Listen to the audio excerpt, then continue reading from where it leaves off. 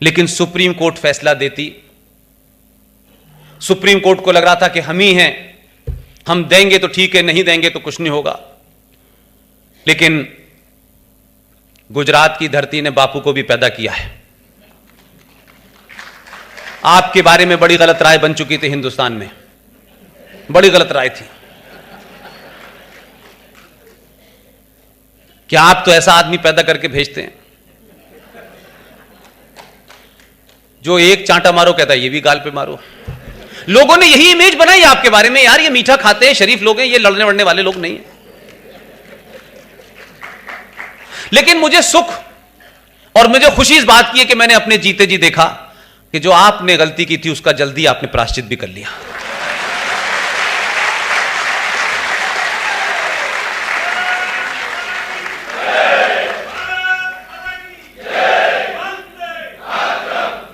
लोगों को लगा कि 2014 में नहीं ऐसा नहीं है, गलत छवि बन गई इसकी, ऐसा कतई नहीं है। लोग उस पर भरोसा नहीं कर रहे थे, मान ही नहीं रहे थे, जबकि उसने अपने 15 साल की ट्रेनिंग में कई बार यह सबूत दिया कि मैं गांधी का वंशज नहीं हूं।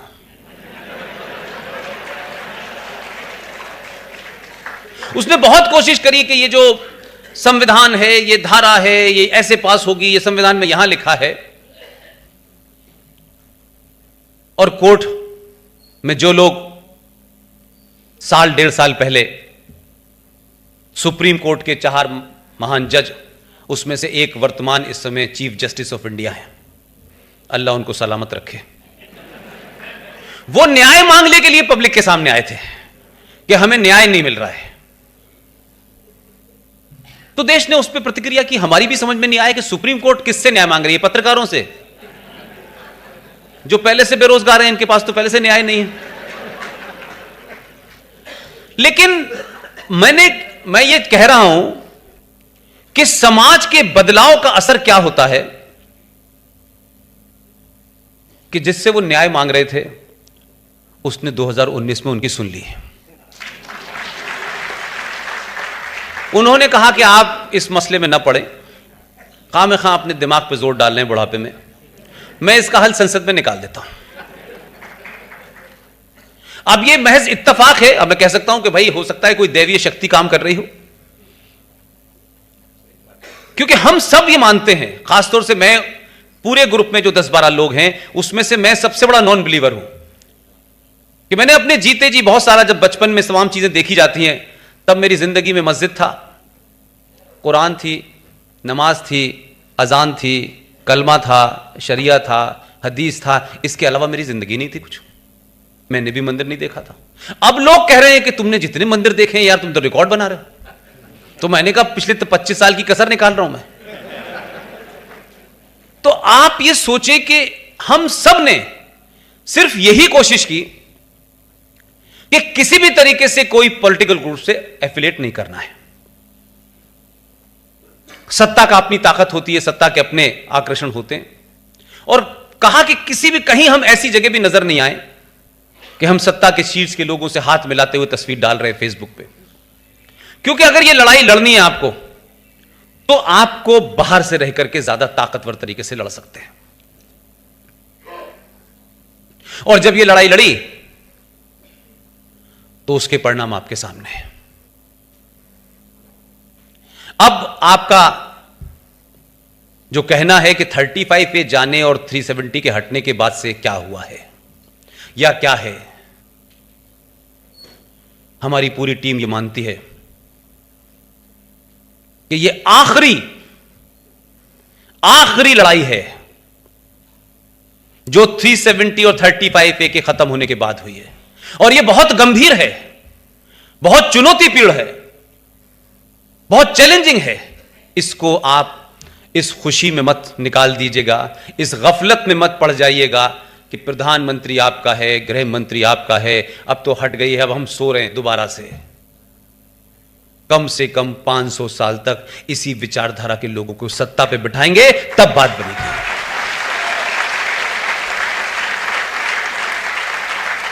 इसलिए पार्टियों का महत्व नहीं मानता मैं। पार्टियों में तो लोग ऐसे भी आ रहे हैं, वो एक राजनीतिक खेल है और उसको मैं इसलिए सही मानता हूं कि हम लोग अक्सर जो है ना कुछ चीजों का गलत तरीके से लेते हैं। अब राजनीति के अपने खेल के नियम हैं। अब वो नियम मेरे लिए नहीं बदल सकते। अगर मुझे लगता है कि ये खराब हैं तो मुझे नहीं जाना चाहिए। अगर हॉकी के मैदान में आप उतरे और कहें कि नहीं क्रिकेट के नियम से हॉकी खेली जाएगी तो आप जीतेंगे या हारेंगे? लेकिन होता यह है कि चुनाव जीतना चुनाव हारना वो एक अलग मैथमेटिक्स है, उसका विचारधारा से कोई मतलब नहीं है। वहां एक ही विचारधारा है, किसी भी कीमत पे जीत चाहिए। जब आप जीतेंगे और सत्ता में बैठेंगे तब उस जीत के बाद अपने प्लान को इंप्लीमेंट कर पाएंगे।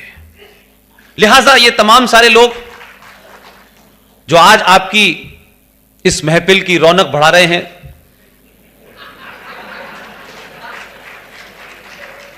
जब ये लोग और इनके नेता आदर्शवाद की पराकाष्ठा पे थे, अद्भुत पराकाष्ठा थी, जब ये इन्होंने आदर्शवाद पे थे तो ये पार्लियामेंट के अंदर एक फूल दो माली थे। तो प्रैक्टिकल पॉलिटिक्स क्या होती है, उसका विचारधारा से कोई संबंध नहीं होता। विचारधारा जब शुरू होती है जब आप सत्ता पे काबिज होते हैं और जब आप काम करते हैं। आपके बड़े अच्छे विचार हैं, आप घूमते रहिए। ये सन 70 से कितने साल तक बाहर ही घूम रहे थे बेचारे। ये सीधे हाथ से उल्टे हाथ, उल्टे हाथ से सीधे हाथ ही नहीं जा पाते थे। पार्लियामेंट में एक ही तरफ बैठते थे। लिहाजा आपको अपनी बात को नाफिज कराने के लिए डकैतों का, गुंडों का, बदमाशों का, लुटेरों का, सबका साथ लेना पड़ता है। आप आदर्श की स्थिति में नहीं रह सकते कि देखिए बुरे लोग आ रहे हैं बीजेपी में। अगर मैच जिताने के लिए 11वां खिलाड़ी तेंदुलकर थोड़ी नहीं होगा कोई, वो तो कहीं भी मार देगा, इधर भी मार देगा, इधर भी मार देगा, उसे पता ही नहीं है, उसको तो रन से मतलब है। तो राजनीति में जीत हार का नियम अलग है, उसकी विवेचना, उसकी एनालिसिस करते वक्त उनका आप जो है राजनीति उसका विचारधारा से जोड़ें, आदर्शवाद से जोड़ें, ये गलत है। मैं समझता हूं जाती है इन विचारों के साथ में। इन्हें पूरी छूट दें कि अगर राष्ट्र के लिए इनको झूठ बोलना है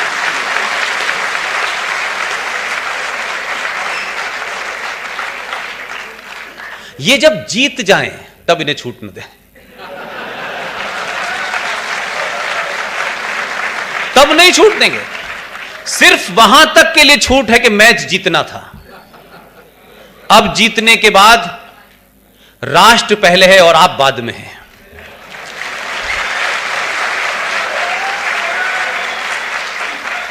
तो हमारा समाज किसी से भी आदर्श स्थिति की बात क्यों करता है भाई? क्योंकि यह समाज आदर्श नहीं है, यह परिस्थितियां आदर्श नहीं है। आप 5000 साल पुरानी सभ्यता, उन परंपराओं, उन विश्वास के साथ आप जी रहे हैं, लेकिन यह समाज जो है वो समाज नहीं है। इस समाज में आप झूठ बोलेंगे और इतना झूठ बोलेंगे कि किसी तरीके से यह समाज चलता रहे। सरकारें तो चल सकती हैं झूठ बोल के, समाज नहीं चलता है। समाज अगर झूठ पे खड़ा हो जाएगा तो राष्ट्र टूट जाएगा। लिहाजा हमारी 70 साल में ये जो स्थिति बनी है कि जो 1947 के हालात थे वो 2019 में हमारे सामने खड़े हुए हैं। सिर्फ इतना ही फर्क है, अगर आप एक लाइन में जानना चाहते हैं। जितनी चुनौतियां उस तथाकथित आजादी के बाद भारत के सामने हुई और उस 70 साल में हमने बहुत दिल जीता, बहुत विश्वास जीता। गांधी जी ने हिंदू धर्म का एक महत्वपूर्ण भजन, उस भजन की लाइन इसलिए बदल दी कि शायद ये मुझे मेरे हो जाएंगे। वो भजन ओरिजिनल मौजूद है, उसके लिखने वाले मौजूद हैं, लेकिन हमने अपने लोगों को मूर्ख बनाया। जो दुश्मन थे, जिन्होंने देश का बंटवारा धर्म के नाम पे किया और हमने मान लिया, उनका एजेंडा कल भी क्लियर था और आज भी क्लियर है। लेकिन हमारे नेताओं ने हमको मूर्ख कैसे कैसे बनाया। क्या आपने कहा कि ईश्वर अल्लाह तेरा नाम सबको सम्मति दे भगवान। ना उसमें ईश्वर का जिक्र था ना अल्लाह का जिक्र था, लेकिन यह रटा दिया आपको। फिर आपको दूसरा रटाया गया, उन्होंने एक झूठ बोला। अब उस वक्त भी ऐसे लोग होंगे, हो सकता है हम जैसे पागल हैं, हम शायद जबान से बात करते हैं, कुछ लोग जबान नहीं चलाते थे, कुछ और चलाते थे। उस वक्त भी कोशिश की, उनको लगा कि इस झूठ में पूरा देश गुणगान कर रहा है, हम 1000 साल के बाद तथाकथित तौर पे आजाद हुए थे, कुछ थोड़ा सा हमको एहसास तो था लेकिन ताकत नहीं थी, लिहाजा हमने गांधी जी को मान लिया। फिर गांधी जी को लगा ये तो समाज बहुत अच्छा है, इसे तो कोई भी घुट्टी पिला दो। उन्होंने इसी गलत फहमी में एक बड़ा स्टेटमेंट दे दिया। देखिए मैं एक बात साफ कर दूं आपको, ये इसलिए करना पड़ता है, ये रिकॉर्डिंग बहुत दूर तक जाती है। किसी भी बड़े नेता की शान में, और जहां से मैं पैदा हुआ हूं, जहां मेरी तालीम और तरबियत हुई है, वहां जो उम्र से बड़ा है, चाहे वो कितना भी गरीब है, उसकी इज्जत जरूरी है, उसके पद से कोई लेना देना नहीं है। लिहाजा मैं किसी नेता को, वो चाहे बापू हो चाहे कोई हो, उनकी शान में कोई गुस्ताखी नहीं करना चाहता, लेकिन मुझे 2019 के भारत को सच जानने का अधिकार है। अगर उस सच में गांधी जी भी आड़े आ रहे हो तो उन पे भी बात होनी चाहिए।